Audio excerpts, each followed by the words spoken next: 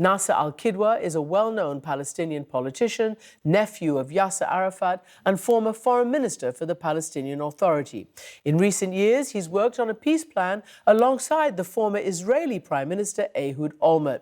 And he's joining me now from Ramallah in the occupied West Bank. Welcome to the program, Mr. al-Kidwa.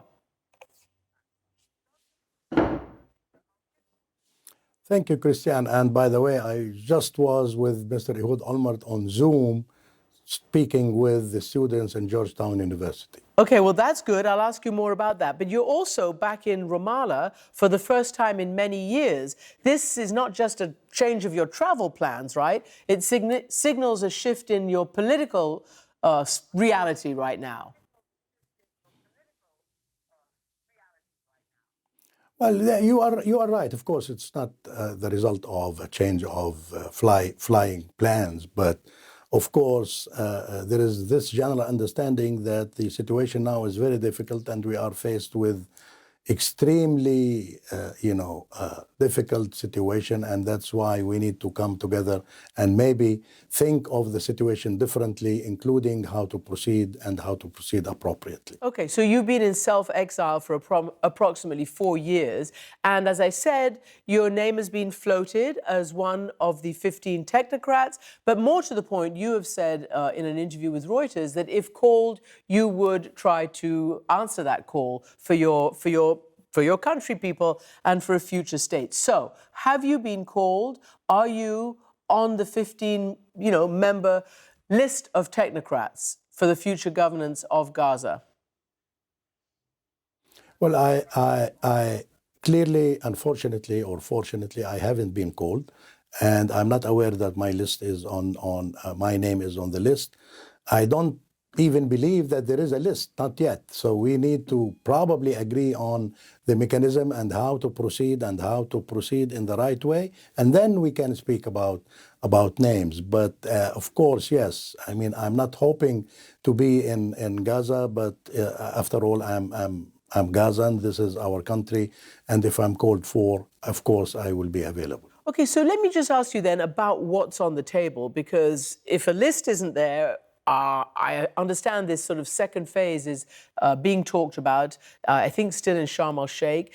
That would be about governance, about a stabilization force. But you recently told Sky News that the Trump 20-point plan, quote, doesn't make sense. The Palestinian people do not deserve to be put under international trusteeship or guardianship, and definitely doesn't deserve to be put on the British mandate again.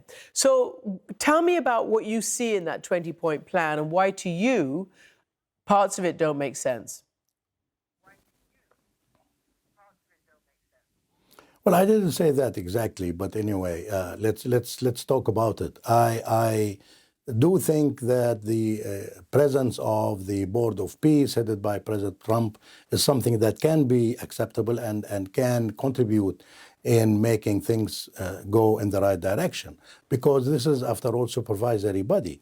What I objected to is the idea of having a board of directors headed by Mr. Tony Blair, which then, is mandated to govern Gaza. I thought that does not make any sense, because Gaza or any part of the Palestinian territory can be governed only by Palestinians, and that does not negate the possibility of having supervision and having some kind of follow-up by anybody, including the Board of Peace that Mr. Trump spoke about. Okay, so there's always an issue with the transition.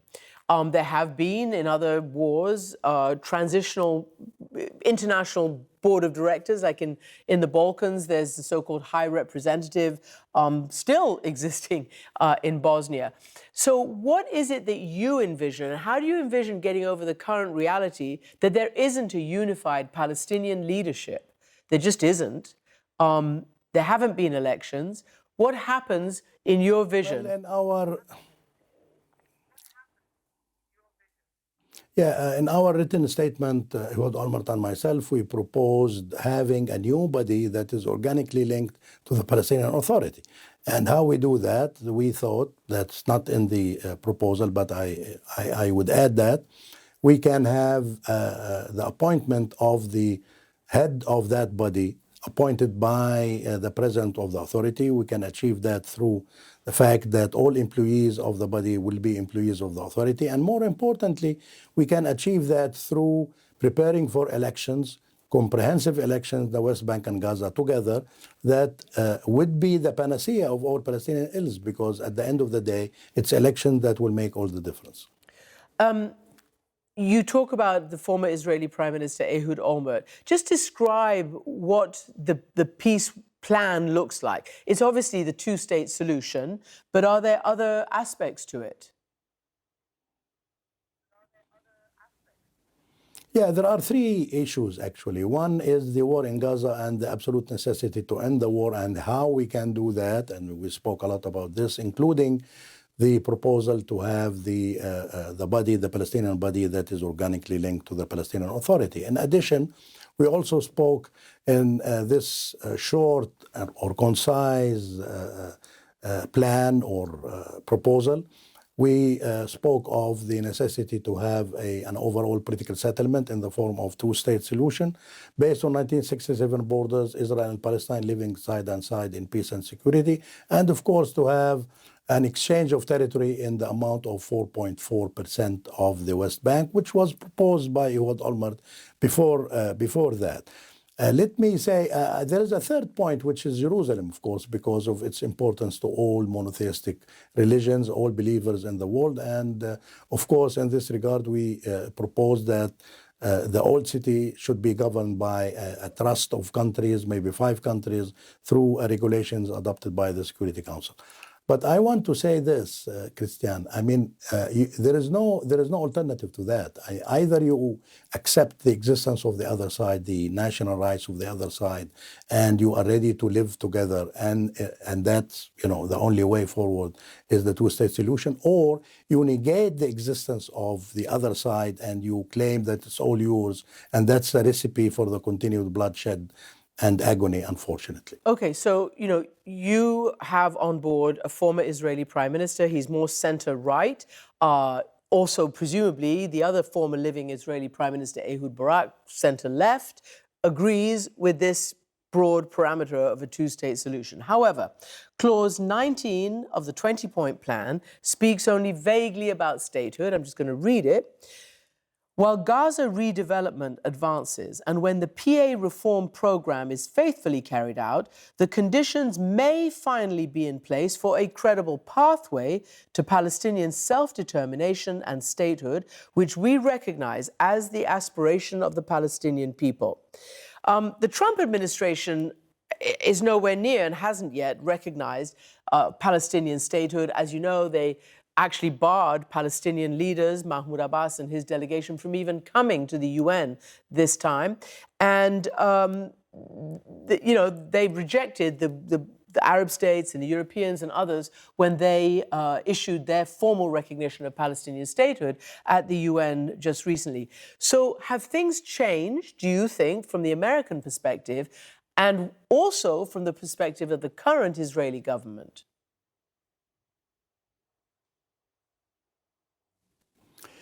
Well, I'm not sure. I don't know whether they have changed or not, but the language you read, Christian, is obviously not strong enough. I mean, we need something a little bit more concrete that would carry us all towards the peaceful solution. However, we all know that the existence of this Israeli government, this prime minister, is an impediment to that. So irrespective of what some members of the Knesset say now, I think things might look different and might look better in the future after we have an Israeli elections. And what about, you mentioned Palestinian elections, which haven't taken place for a very, very long time.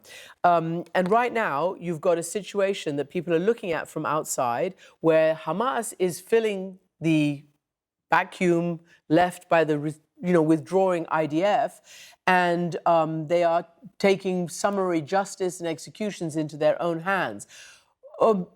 That doesn't look great at all, even though some of these people, we understand, were Palestinians who were empowered by Israel to fight against Hamas. What do you make of the inter-Palestinian fighting now?